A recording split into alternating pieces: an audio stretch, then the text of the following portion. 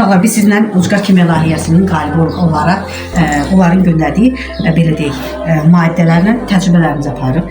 Yəni çox təşəkkür edirəm, çünki neçə illərdir məktəbimizdə demək olar ki, kimya maddələr yoxdur.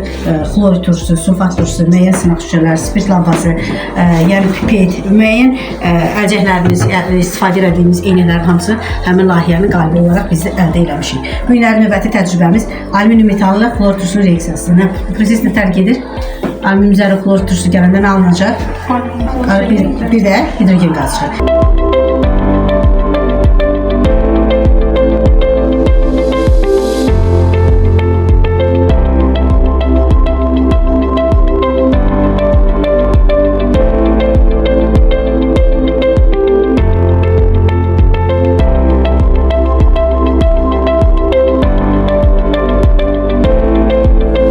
Bunu göstermek için biz bunu yokladık. Biz hidrogen yanında pak diye ses verecek. Yani kalın terk şey yoktu.